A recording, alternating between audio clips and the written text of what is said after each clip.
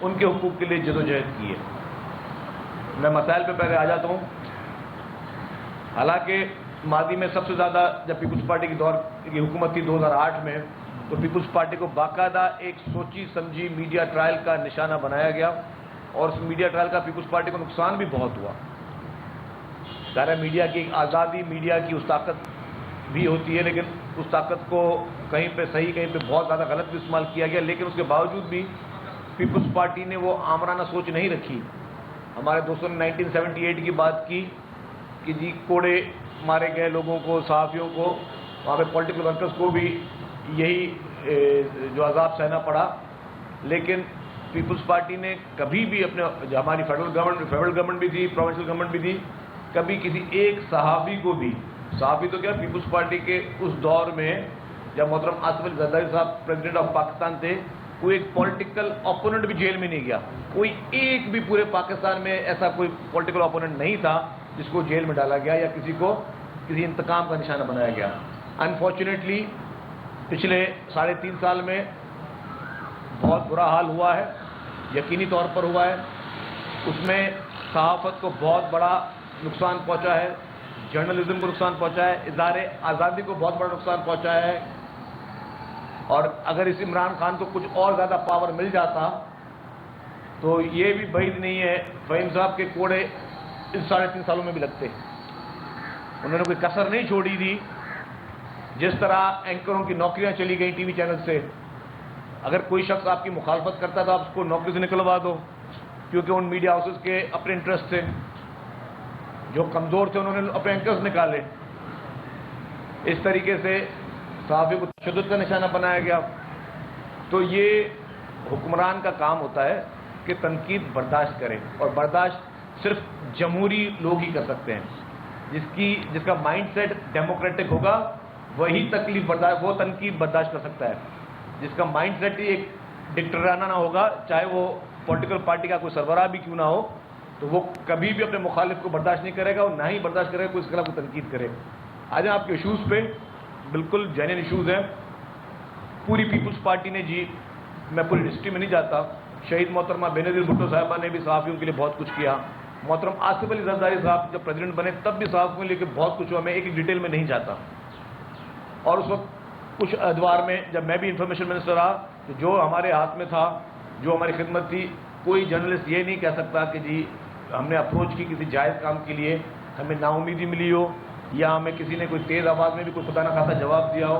ہمیشہ ہر حال میں، چاہے وہ کام انفارمیشن منسٹری سے ریلیٹڈ تھے یا نہ ہوں، ہمیشہ ہر حال میں کوشش یہی کی کہ جو بھی ہمارے فیلڈ کے دوست ہیں، جو صحافی ہیں، جو محنت کرتے ہیں، جن کی جان جوخم پہ ڈال کے کوریج کرتے ہیں مختلف حالات میں، اب تو حالات بہتر ہو گئے کراچی کے، پہلے تو حالات بہت خراب تھے، اس میں جرنلسٹ بھی شہید ہوئے۔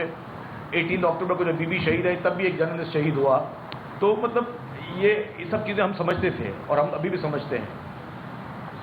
جتنا اپنے مسائل بتائے، جو بل میں نے سیکرٹری صاحب کو کہہ دیا ہے، اس پروٹیکشن بل میں اس کے جو کمیشن بننا ہے، انشاءاللہ بہت جلد آپ کو اس کی بھی خوشخبری مل جائے گی۔ باقی جتنے مسائل ہیں میں آپ سے گزارش یہ کروں گا کہ کچھ مسائل آپ نے آج بتائے ہیں، کچھ مسائل آپ نے ابھی نہیں بتائے، ان کی بھی ایک لسٹ بنا لیں، میں آپ سے سپریٹ مل لوں گا اور ہر چیز پہ ہم لوگ ڈسکس کر لیں گے۔ پوری کوشش ہوگی جی 100%۔ میں اس میں کوئی دو رائے نہیں، نہ مجھے کوئی اعلان کر کے بھاگنے کا شوق ہے۔ اللہ کا شکر ہے وہ اعلان کریں گے، وہ چیز کریں گے جو کر سکیں گے، جو قانون میں پاسبلٹی ہوگی۔ گورنمنٹ کی ول بالکل کلیئر ہے، پیپلز پارٹی کی گورنمنٹ کی ول بالکل کلیئر ہے کہ ہر حال میں آپ کی مدد کرنی ہے۔ ہاں جہاں تک فیڈرل گورنمنٹ ہے، آج کل ہمارے کولیشن پارٹنرز ہیں، ان کو بھی ہم اپروچ کریں گے جی کہ یہ جو جہاں تک جرنلسٹ کے جو ایشوز ہیں، جو ان کے پروٹیکشن کے ایشوز ہیں، جو ان کے لیے قوانین ہیں، اخباروں میں جو ٹریبونل کے ایشوز ہیں، ان سب کو پراپرلی ٹائملی ایڈریس کیا جائے۔ میری ایک گزارش آپ لوگوں سے ہوگی، مظہر عباس صاحب پیچھے بیٹھے ہوئے نظر نہیں آ رہے اور سینئر صحافی حضرات سارے یہاں بیٹھے ہوئے ہیں، میں یہ گزارش کروں گا کیونکہ یہ گزارش پہلے کچھ عرصہ پہلے جب میں انفارمیشن منسٹر تھا، مجھ سے پی بی اے کا ایک وقت ملا تھا، اور اس وقت دو تین بڑے ٹی وی چینلز کی آپس میں جنگ چلتی تھی، اور وہ شروع کے دن تھے، میاں نواز شریف صاحب کی حکومت تھی۔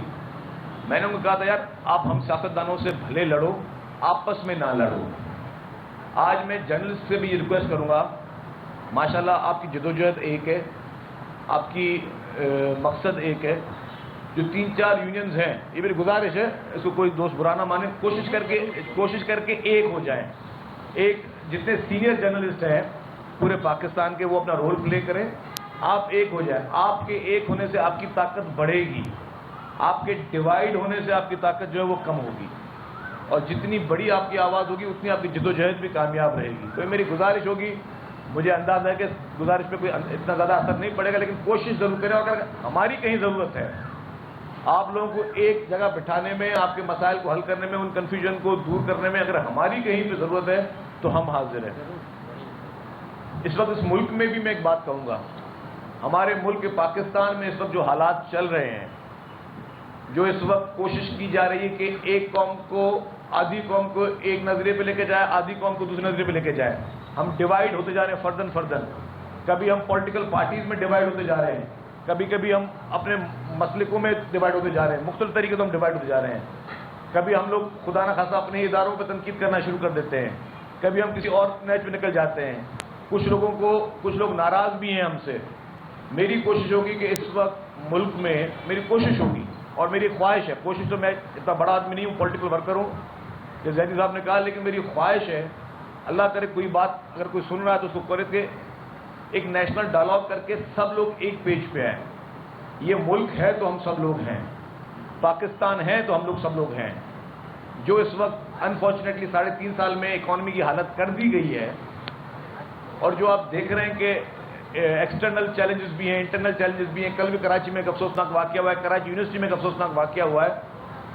تو میں سمجھتا ہوں کہ ہمیں اس وقت کوشش یہ کرنی چاہیے کہ موقع نہ دیں کہ دشمن ممالک کے لوگ ہمارے ان ڈفرینسز کا کوئی فائدہ اٹھائیں.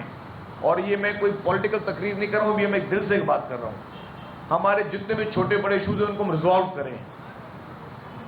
مطلب اگر کہیں پہ بھی کوئی ایشوز, میں کہتا ہوں اس میں جوڈیشری بھی رول پلے کرے, اس میں ہماری اسٹیبلشمنٹ, ہماری پولیٹیکل پارٹی سب کوشش کریں کہ ہم لوگ کسی طریقے سے اس ملک میں ساری قوم ایک ہو. آپ دیکھیں ہم ایک کب بنتے ہیں, جب یا تو پاکستان انڈیا کا میچ ہوتا ہے تو پوری قوم جو ہے ٹی وی پہ پاکستان کی دعائیں کر رہی ہوتی ہے, سب ایک بنتے ہیں. اس کے علاوہ کتنے مواقع میں آپ نے دیکھا ہم ایک ہوتے ہیں. ہم عید کی نماز الگ الگ مسجدوں میں بیٹھ کے پڑھ رہے ہیں, ہم ہر چیز میں, ہمارے سب کے جو ہے وہ قبلے مختلف ہیں. کوشش کریں کہ قوم کو ایک کریں. میں آپ کو پھر بتا رہا ہوں کہ پاکستان کی جو وحدانیت ہے, پاکستان کی مضبوطی ہم سب پاکستانیوں کے لیے ضروری ہے. ہمیں مرنا یہاں پہ, ہمیں دفن یہاں ہونا ہے. اس لیے جو جرنلسٹ ہیں, سینئر جرنلسٹ بیٹھے, میں آج یہ بات اس پلیٹ فارم پہ اس لیے کہہ رہا ہوں کہ آپ کے قلم میں طاقت ہے, آپ کی زبان میں طاقت ہے. جو سینئر جرنلسٹ ہیں, جو ٹی وی پہ شوز بھی کرتے ہیں, باقی لوگ جو لکھتے بھی ہیں, آپ جب بات کوئی کہتے ہیں تو لوگ سنتے ہیں. یہ آئیڈیاز اس طرح فلوٹ کیے جاتے ہیں. تو برائے مہربانی پوری قوم کو ایک کریں, اس پہ ہر کوئی اپنا کردار ادا کرے, اور یہ ہوگی اس ملک کی صحیح خدمت. ٹھیک ہے, ہمارے صحافیوں کے ایشوز بھی حل ہوں گے, پولیٹیشین کے آپس کے ایشوز بھی الگ ہیں, ہر جگہ پہ یہ ایشوز ہیں, لیکن ہم کس طریقے سے اس قوم کو ایک کر سکتے ہیں اس کے لیے ہمیں کوشش کرنی چاہیے. آپ سب لوگوں کا بہت بہت شکریہ, زیادہ ٹائم نہیں لوں گا. یہ میں وعدہ کرتا ہوں کہ جو ڈیمانڈز کی گئی ہیں, جو سندھ گورنمنٹ کے زمرے میں, انشاءاللہ تعالیٰ وہ سب کی سب پوری ہوں گی. پاکستان پائیدہ باد.